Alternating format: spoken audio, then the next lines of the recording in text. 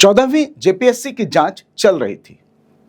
जांच परीक्षा कराने वाली निजी एजेंसी तक पहुंची, जेपीएससी के अधिकारियों तक पहुंची और पूर्व चेयरमैन तक पहुंचती है। लेकिन अब सरकार ने एक ऐसा फैसला लिया है जिससे इस जांच का दायरा अचानक बहुत बड़ा हो गया है। सरकार ने सीआईडी से कहा है, सिर्फ आज की परीक्षा मत देखिए, पुरानी फाइलें भी खोलिए। जोहार, नमस्कार, आप देख रहे हैं दी स्पीकिंग झारखंड और मैं अमित मोदी। सरकार ने सीआईडी से कहा है, सिर्फ आज की परीक्षा मत देखिए, पुरानी फाइलें भी खोलिए। तो सवाल है, कितनी पुरानी? 2022, 2019, 2016? नहीं। सरकार की सूची में एक भर्ती का विज्ञापन है साल 2010 तक का। कुल 17 पुरानी जेपीएससी भर्ती प्रक्रियाएं अब सीआईडी की जांच के दायरे में हैं। और यही सबसे बड़ा सवाल पैदा होता है, आखिर सरकार को लगभग 1.5 दशक पुरानी फाइलें खोलने की जरूरत क्यों पड़ी? क्या इन पुरानी भर्तियों को लेकर पहले से सवाल थे? क्या सरकार पुराने भर्ती तंत्र की जांच कराना चाहती है, या मौजूदा जांच में कोई ऐसी बात सामने आई है जिसके तार पुराने मामलों तक तलाशे जा रहे हैं? फिलहाल इसका पूरा जवाब हमारे पास नहीं है, लेकिन सरकार का आदेश हमारे सामने है। तो पहले समझते हैं उसमें लिखा क्या है। तारीख 18 अगस्त 2026, कार्मिक विभाग का संकल्प संख्या 5406। इसमें जेपीएससी की 17 पुरानी भर्ती प्रक्रियाओं की सूची दी गई है।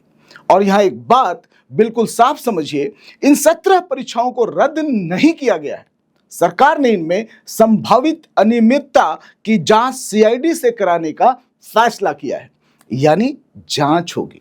इसका मतलब यह नहीं है कि इन सभी परीक्षाओं में घोटाला साबित हो चुका है। यह फर्क बहुत जरूरी है, क्योंकि 17 फाइलों की जांच का मतलब 17 घोटाले नहीं है। सरकार ने 17 भर्ती प्रक्रियाओं पर जांच का दरवाजा खोल दिया है। अब सीआईडी को सबूतों से बताना होगा कहां वास्तव में गड़बड़ी हुई और कहां नहीं हुई। यह 17 फाइलें है कौन सी? पूरी सूची आप इसकी स्क्रीन पर देख सकते हैं। इनमें शामिल है 5वीं संयुक्त सिविल सेवा परीक्षा, 6वीं संयुक्त सिविल परीक्षा, सिविल जज की पुरानी भर्तियां, assistant public prosecutor, combined assistant engineer, 7वीं से 10वीं संयुक्त सिविल सेवा परीक्षा, food safety officer, dental doctor और कमर्शियल टैक्सेस की लिमिटेड एग्जामिनेशन जैसी भर्तियां। सरकारी सूची में विज्ञापन संख्या 10 2010 से लेकर 2022 तक की भर्ती प्रक्रियाएं दिखाई देती है। यानी बात किसी एक साल की नहीं है, किसी एक पद की नहीं है, किसी एक जेपीएससी चेयरमैन की भी नहीं है। यह करीब 1.5 दशक में फैली हुई भर्ती प्रक्रियाओं की जांच है, और इसी वजह से यह फैसला महत्वपूर्ण हो जाता है। लेकिन क्या इन पुरानी परीक्षाओं पर पहले भी सवाल उठे थे? कुछ पर हां। 5वीं जेपीएससी से जुड़े मामले हाईकोर्ट तक पहुंचे। आंसर की और सिलेक्शन के तौर तरीकों को लेकर उम्मीदवारों ने सवाल उठाए। 6वीं जेपीएससी में भी प्रिलिमिनरी रिजल्ट, क्वालिफाइंग क्राइटेरिया और सिलेक्शन प्रोसेस को लेकर लंबी कानूनी लड़ाई हुई। कंबाइंड असिस्टेंट इंजीनियर जैसे भर्ती भी अलग अलग मुद्दों को लेकर कोर्ट पहुंची। लेकिन यहां बहुत जरूरी बात समझिए, कोर्ट में विवाद होना और भ्रष्टाचार साबित होना एक बात नहीं है। किसी परीक्षा के रिजल्ट को लेकर विवाद हो सकता है, आंसर की गलत हो सकती है, नियमों की अलग व्याख्या हो सकती है, कट ऑफ को लेकर मामला कोर्ट जा सकता है। इनसे अपने आप यह साबित नहीं होता कि पेपर बेचा गया, ओएमआर बदली गई या पैसे लेकर रिजल्ट बनाया गया। और इसलिए सीआईडी की मौजूदा जांच का सवाल अलग है। सीआईडी अब क्या खोज सकती है, यही इस कहानी का असली हिस्सा शुरू होता है। मान लीजिए सीआईडी 17 फाइलें खोलती है, तो हर भर्ती में कुछ बुनियादी सवाल होंगे। परीक्षा कराने वाली एजेंसी कौन थी? उस एजेंसी को काम कैसे मिला? टेंडर हुआ था या किसी दूसरे तरीके से काम दिया गया? क्वेश्चन पेपर बनने से परीक्षा केंद्र तक पहुंचने की जिम्मेदारी किसकी थी?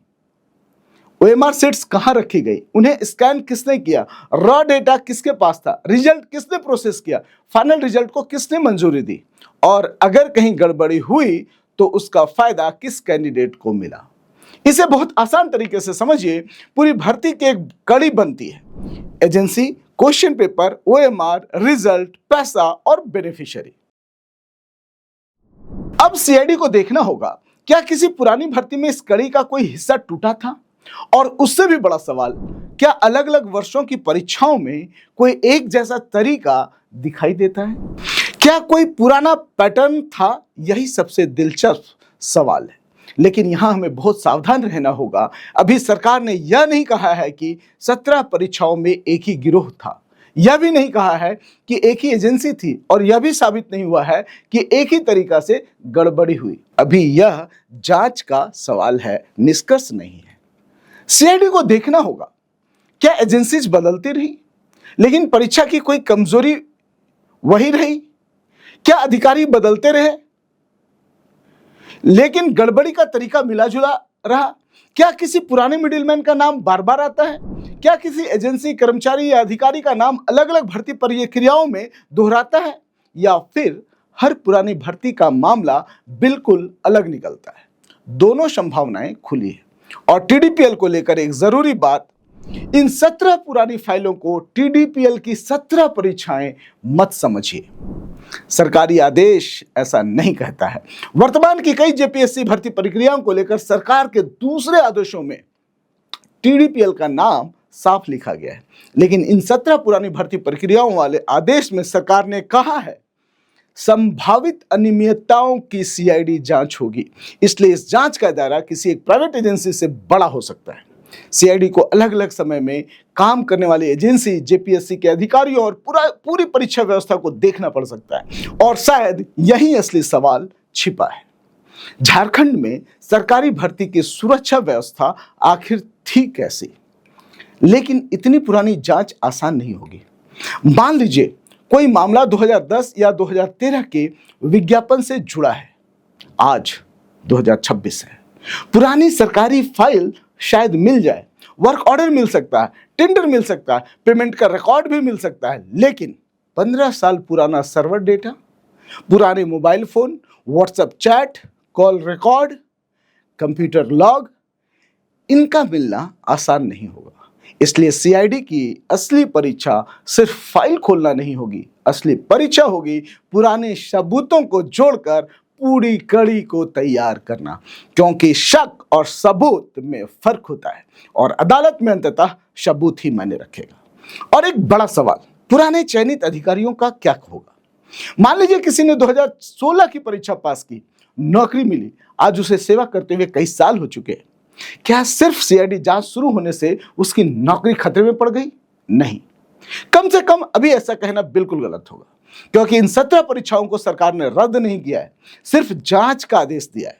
और इन परीक्षाओं से चुने गए सभी अधिकारियों को शक की नजर से देखना भी गलत होगा।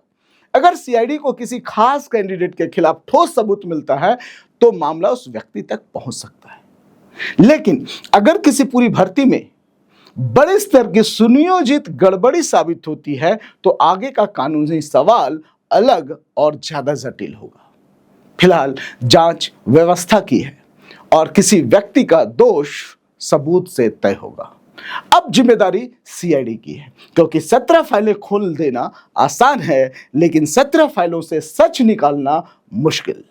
सीआईडी को हर भर्ती में बताना होगा एजेंसी कौन थी, उसे काम कैसे मिला, किसके पास परीक्षा का गोपनीय डेटा था, ओएमआर और रिजल्ट किसके नियंत्रण में थे, क्या कोई गड़बड़ी हुई, अगर हुई तो उसका फायदा किसे मिला, और सबसे महत्वपूर्ण, क्या एक फाइल का रिश्ता दूसरी फाइल से जुड़ता है। और इसलिए इस कहानी की सबसे महत्वपूर्ण संख्या शायद 17 भी नहीं है, महत्वपूर्ण है 2010, क्योंकि मौजूदा जेपीएससी विवाद के बीच सरकार अब ऐसी भर्ती फाइलों की जांच कराने जा रही है जिसमें एक विज्ञापन 2010 तक का है।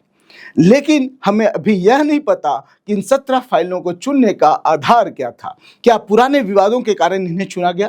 क्या मौजूदा जांच में कोई नया सुराग मिला? क्या सरकार जेपीएससी की पुरानी भर्ती व्यवस्था की व्यापक जांच कराना चाहती है?